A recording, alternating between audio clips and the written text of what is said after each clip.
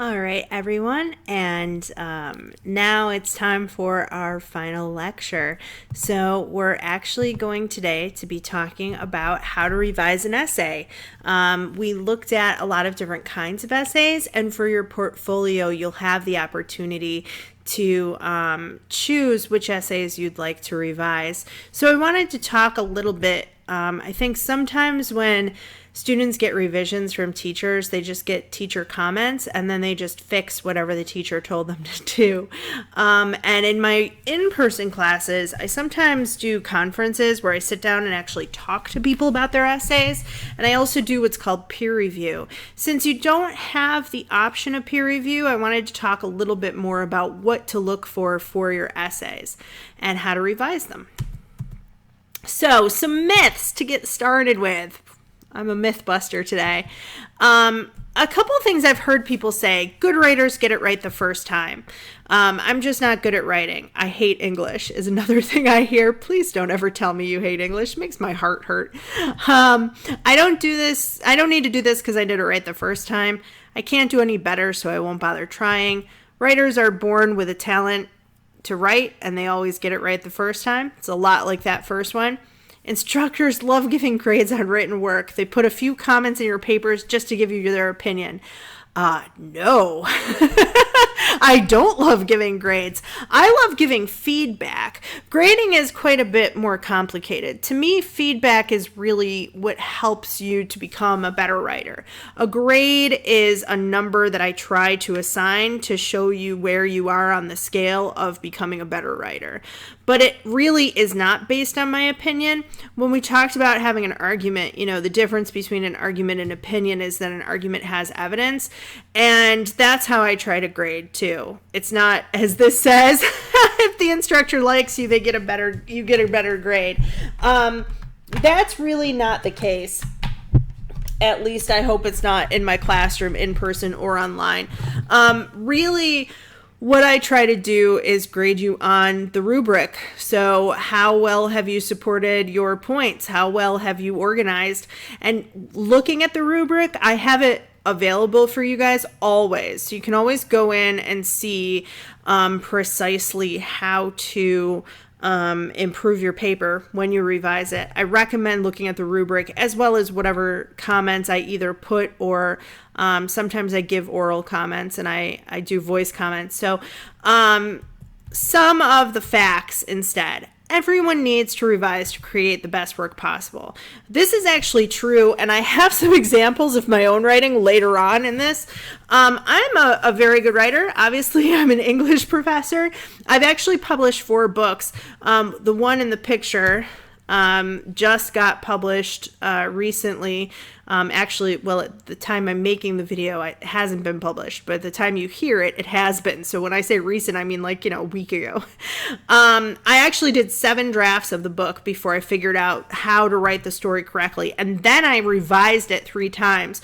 So I did it once for content, and it's historical fiction. So I had to do fact checking to make sure that it was accurate, the stuff I based on the real people. I looked once over for sentence structure and flow. That's called line editing. You go through and you smooth out your sentences and you reword things. And then I looked it over another time and had an editor look it over as well, my editor at the publishing company, for grammar, punctuation, those small things. So I'm not telling you hey, you need to revise and I just write things all in one go. Good writing is not really about talent. It's really about hard work. And if you're interested in writing books don't just come out of thin air. You really have to work at them. My husband is writing a book right now that he's been working on for about 1.5 years, and he's about halfway through. So it does take some time to get things right and to get them revised. So here is the cycle of the writing process. Sometimes you will see this as well in the form of a cycle that's a little bit more kind of like this, like that recycle symbol.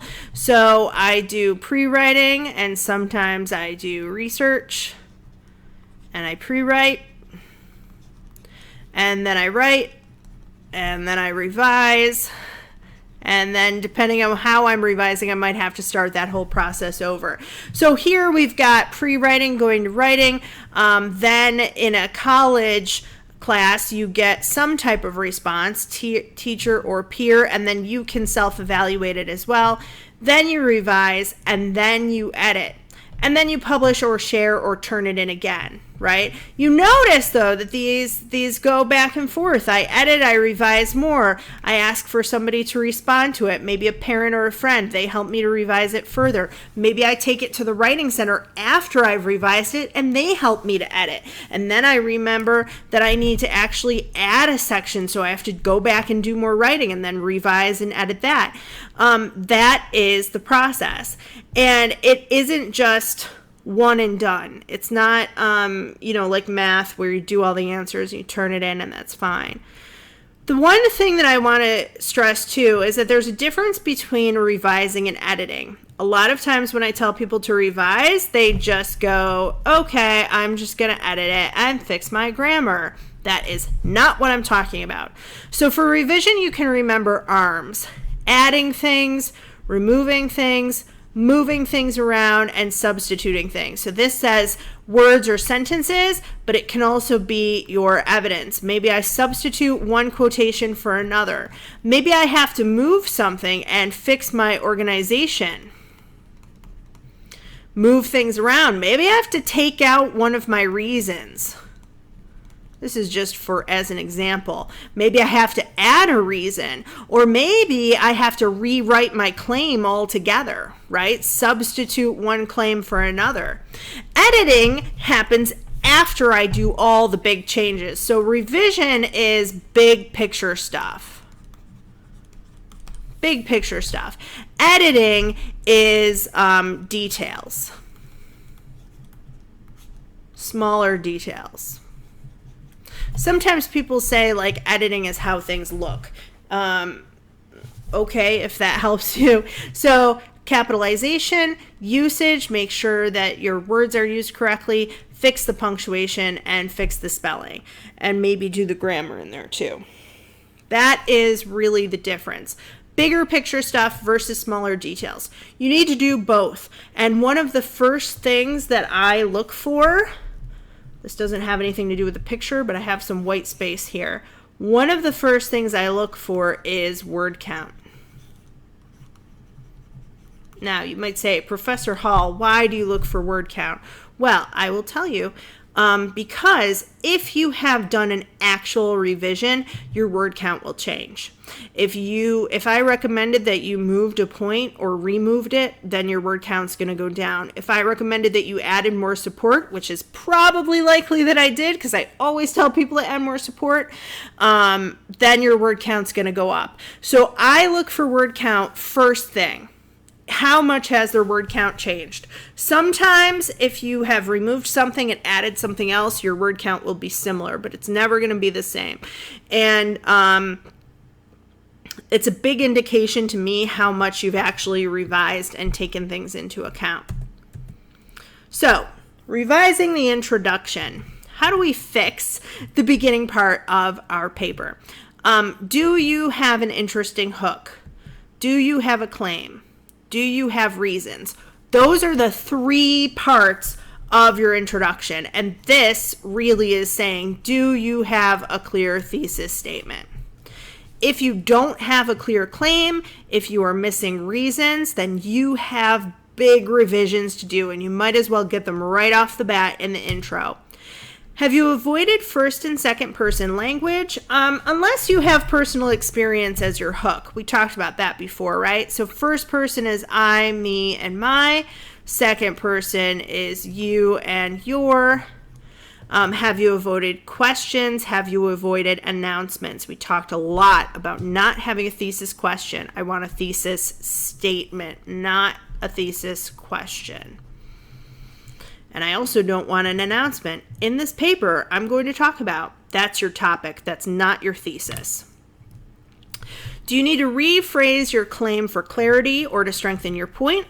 Did you write about the reasons later on? that needed to be included in your introduction. So that has to do with adding things or removing things. If you didn't talk about a reason in your intro, and then as you were writing, you found it became more important, but you forgot to revise your introduction, make sure that you do that. Did you fail to discuss one of your reasons in your essay? You might want to take the reason out of the introduction, or you might want to make sure that you have a body paragraph or a section later on about that reason. So here's an example before my revision. This is from an actual student paper. I was born in Raleigh, North Carolina, and lived there for 2 years, but I really grew up in Shelby, North Carolina. I resided in Shelby for 9 years of my life. Most people don't know where Shelby is because it's such a small town. Living in a small town can sometimes be good or bad for a person, but in my case, I experienced both. Here's my question now. I left off the second part of the paragraph. Do you as a reader have any clue what she is talking about? Because I did not. Sometimes good or bad, I don't know what that means, and we have some grammar or punctuation stuff and capitalization stuff going on right there. It's confusing. Why are you talking about Raleigh, but then why are you talking about Shelby? I'm not really sure. And then she had this. Growing up there was difficult because of it being such a small population. People should not be bullied the way I was bullied. Schools should stop bullying from occurring. Well, we have sort of a claim. We don't have reasons, and I think that she kind of meant this to be her hook, but because it's kind of confusing the way she's worded it, it's not really clear what she's trying to get at, right? So here is her revision, which I actually thought she did a pretty good job with. It's not perfect, but it's better. I grew up in a small town where I was an outsider and was bullied by girls in my class. They excluded me from activities and verbally and emotionally bullied me every day of high school. If you've ever been in a situation where you were told, if you don't wear the same brand of blue jeans we wear, you can't sit with us at lunch, you know that bullying isn't just comprised of physical intimidation. Oftentimes, anti-bullying programs focus on physical violence, but these programs should be more comprehensive. Programs should concentrate on other types of bullying, such as exclusion, emotional abuse, verbal abuse, and cyberbullying. So now, here we have our claim, and here we have our reasons. I thought the quote was a little bit awkward here that she used, but this is a more interesting hook, right? Which it kind of goes from here all the way down. But the hook is more interesting. Now I know that it was a small town, she was an outsider, and she was excluded and verbally abused by other students, right? It's interesting because it directly relates to the claim, and it's much more specific than kind of the vague statements she had before. When I talked to her about this, she kind of said that she wasn't sure how to tell her story and that she had a lot of pain from the incident. So what I said to her was, take just one small example and use that for your hook, because a lot of times a small example like that can really say quite a bit about the rest of your experience. So I think it was interesting she used an example of exclusion, which we don't hear about with bullying, right? It's not like she got punched in the face every day, but it still affected her. So then we had the claim, and then we had 4 reasons that she actually had in her original essay explored quite well. Revising the body. Forgot I put that picture in. Does each paragraph relate directly to your thesis? If the paragraph cannot be related to your thesis, you need to cut it. Is each reason from your introduction covered in your essay? If not, you're going to either have to add things or you're going to have to revise the introduction. Do you have strong topic sentences? Now, if you looked at the student papers I gave you, both of those had problems with topic sentences. The problem there is that then you don't show the main idea. So basically, are your main ideas clear? If they are not, revise your topic sentences. Sometimes, too, people put a topic sentence that has nothing to do with a piece of evidence. So either you need to revise the topic sentence in that case, or you need to go in and take out the evidence, put something else in it instead. Do you have evidence that relates to the topic sentence? It's kind of what I just said. Have you cited your evidence correctly? If you have not, you need to revise your citations. Now, this is really kind of more about editing, but make sure that those in-text citations are correct. Author's last name and the page. Author's last name and the paragraph number. Some of the things I got last semester were like the whole website cited, or the author's name and the date and the page number and also the publication title. You don't need all that. Just make sure you're doing them the right way. Have you fully explained or analyzed your evidence? A lot of times this is not the case. And we looked at things before that either had evidence or it had an explanation, but not both. And you need to make sure that you have a balance. Think about the teeter-totter. You don't want a little bit of evidence here and like a lot of explanation here. All right? You want to have it balanced out between evidence and explanation. I'm just going to make happy kids on the teeter-totter for a minute. Sorry. Do you have smooth transitions to link from one point to the next? If you don't, fix your transitions. There's a handout on how to do that. Were your sentences unclear? Clarity and revising for clarity is very important. One of the things that you really have to keep in mind here is your audience. Now, we talked about audience in the first unit, right? What does your audience need to know? What do they know already? How can you make things clear so that your audience understands? Have somebody else read it over if you need to, or even if you read it out loud to yourself, a lot of times you can catch those things. Do you have any points repeated? One of the times I mark people off for not having enough support is because they have a point that they repeat and repeat and repeat. And sometimes that happens in their explanation or their analysis. You really need to look at the sheet about how to do analysis if you have some repeated points. So doing a comparison, showing contrast, showing cause and effect, talking about the process of something, giving an example, those kind of things. And are your points in logical order? If they're not in logical order, you need to move some stuff around. So here's an example of something before the revision. This is from a girl who was writing about addictions. So, addictions is a hard thing to overcome for many people. It's kind of like riding a bike for the first time. You fall, or in other words, you hit rock bottom and you know in the back of your head that you have to get right back up and try again. For some people, it's too late for them to get up on that bike and try again. For others, they are lucky enough to try again.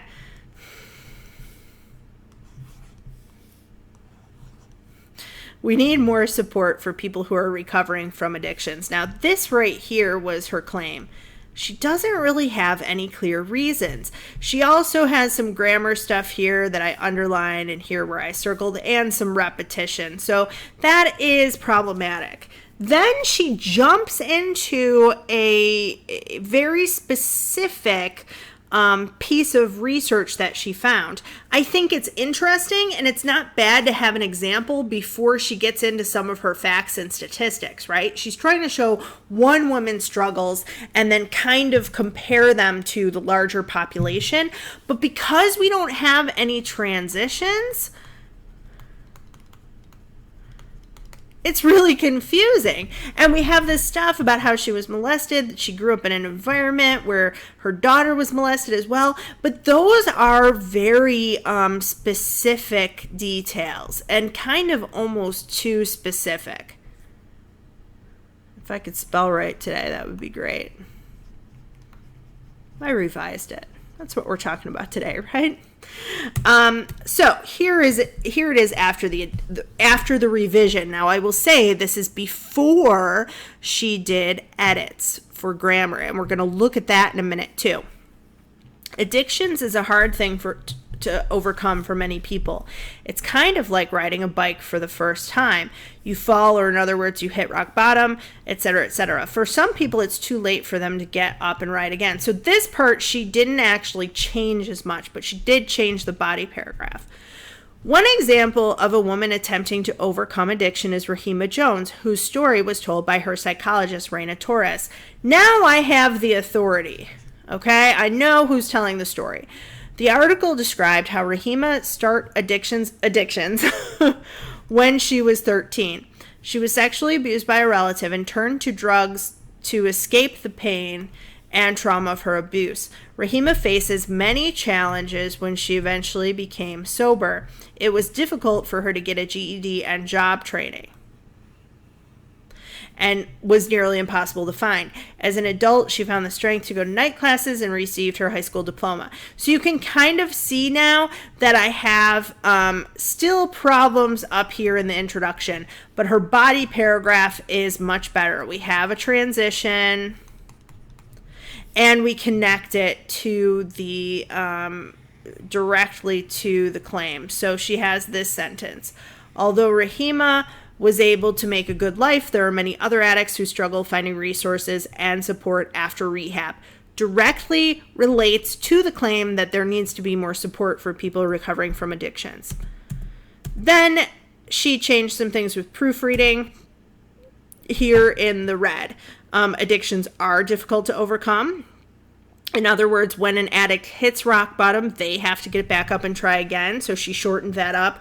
I wanted her still to put reasons in there, and they're missing. So again, not perfect, but much improved. The article describes how Rahima began battling with addictions she faced, and the comma fixing there too. So you can see, again, it's not perfect, but we've gone from like almost incomprehensible and really confusing to a little bit more clear, and at least also the grammar is cleaned up. So now we have a more clear example, we have a transition, we have a connection back to the claim, and we have fixed those editing errors.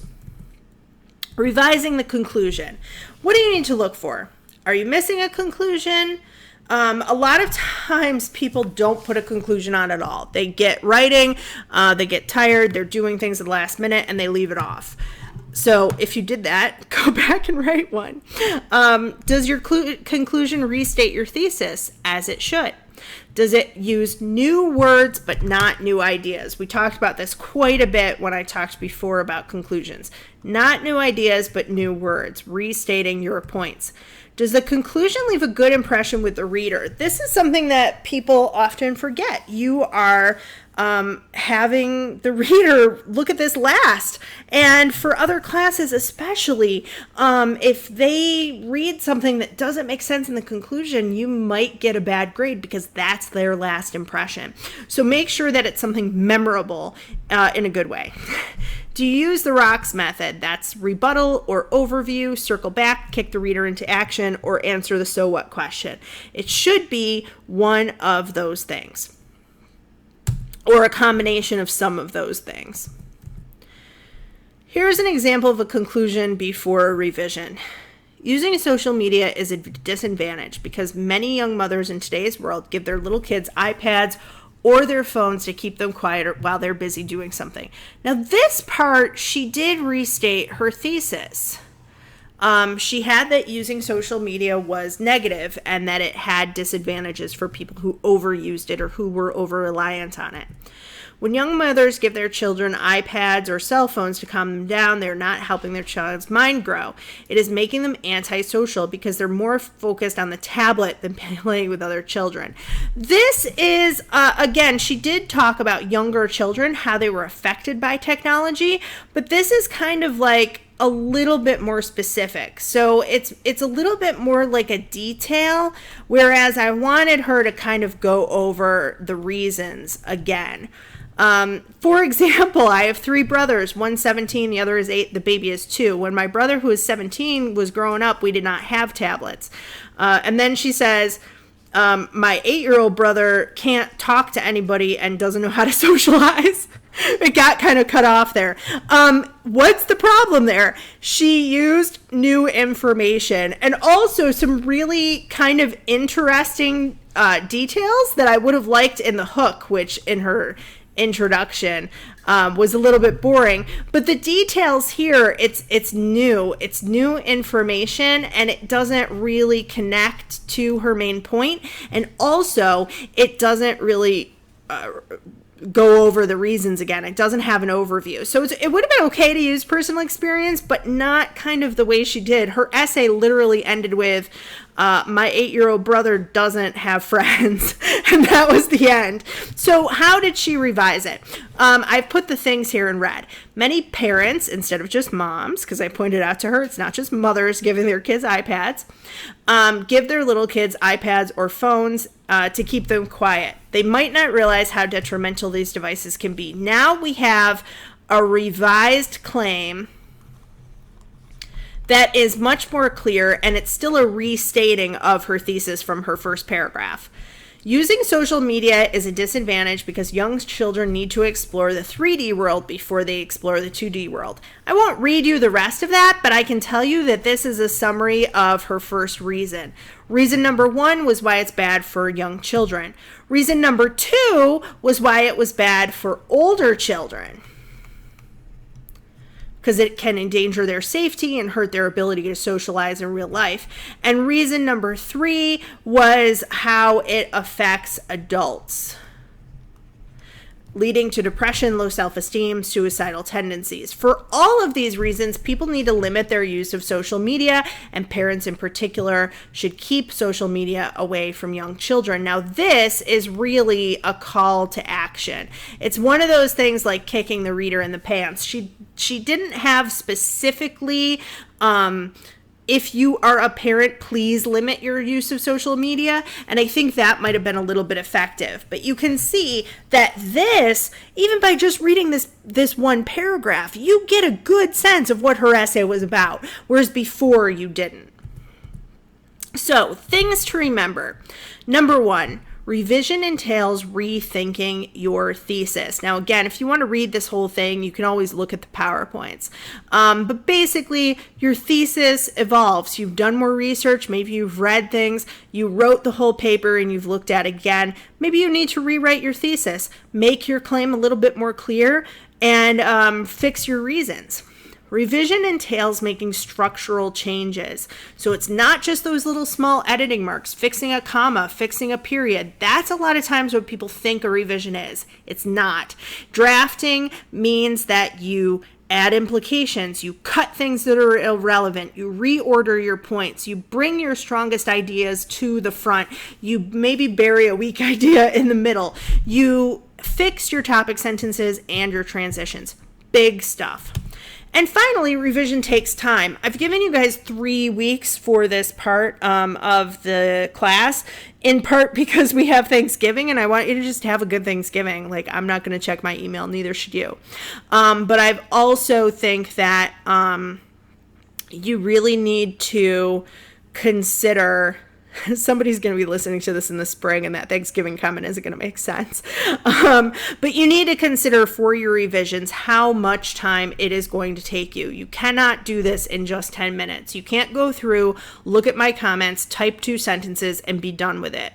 I really want you to make significant changes. And also in your reflections, in your journal entries, I want to see what changes you've made and why. What have you learned from the project? What things did you change? How did it make your writing better? So remember all of those things. Now, you can stop watching here, but there is a little bit of a bonus where I talk about how I revise my own work. So, bonus! An example from your teacher. I put this in only because somebody in my in-person class said, yeah, right, you probably didn't rewrite anything ever. I'm sure that you're just a good writer. And I was like, oh, no. Believe me, I revise everything. And I am a little bit obsessive about it because I like writing, but still. So here's my book has an opening paragraph, and this was the original. I'm going to read it to you in the pretentious voice I hear it in my head because it's horrible. Oh, you have to know first, this book is about a family. I think there might even be a picture, but it's a family who was poor, and they are from my hometown. They got involved with the circus and they became rich, and it is set in about 1875. So 10 years after the Civil War, that's where we are. Okay, so some of the language kind of makes sense. I sit in the yard amongst the weeds where the little ones often hide, brushing, braiding, and rebraiding my nearly 4 feet of hair. Now that I am old enough to pin it up instead of simply sporting the long braids my sisters wear, I'm trying to decipher what style will be most becoming. But my hair is far too long and heavy to be worn in a snood, as is the fashion. And when it's smoothed down into a center part and bun in the back, my already broad face seems expansive as a man's. Oh dear. Oh, Megan, where have you gone wrong? Now, I will say they also got involved in the circus because they were a singing group and they had like 8 feet long hair. Here's part of the problem. First, it is not really that interesting. I mean, really, if this were the first paragraph of a book, would you keep reading? I don't know. Second, it's in present tense. So I was trying to kind of make it seem like 1875 was kind of happening right now. But when I read it over, I wasn't sure that it actually worked all that well. And I don't like things in present tense because you're reading something about 1875, right? It happened forever ago. I also thought you get some characterization here. She has a lot of sisters. She has kind of a mannish kind of face. But you don't really, nothing happens. And so it didn't really have the hook. And in a book, in an essay, you have maybe a sentence or two to have a hook. In a book, you really need the first chapter to be the hook. So you have to have really what's called an inciting incident. An inciting incident means something to kick off the action. Kicks off the action. It makes people want to keep reading. Oh, there they are. So this is Sarah, Naomi, Fletcher is their father.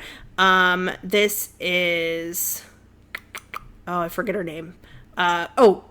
Grace, Victoria, Dora, Mary, and Isabella. I remembered all their names. There's so many of them. But did you get the feeling of them? I don't know. So then I thought, when they were poor, people didn't really like them in our town and they were kind of reviled. Their father was a minister, but he had affairs with girls, like basically what we would call now, we would say now that he abused younger girls in his congregation. At the time, it just sort of caused a scandal. So then I had this version. This was version 2. I wait outside the Milliners. Milliners is a hat shop, if you're wondering. Oh, also a snood is like a hairnet sort of thing that was popular for a while. I waited outside the Milliners and could not help but notice that the gossip of the day seemed to center around my employers. 2 women hesitated at the entrance to the store before one turned to the other and sniffed, "Clara, those Sutherlands have taken over the shop." "Why, there's barely any room to stand, let alone shop," the one named Clara exclaimed. "Should we leave, Edwina? I wouldn't want to be associated with such trash." And then they kind of continued talking about him and how he chased women around the pew trying to pinch her bottom, which actually did happen. So what did I do here? Well, the first thing is that I changed the tense.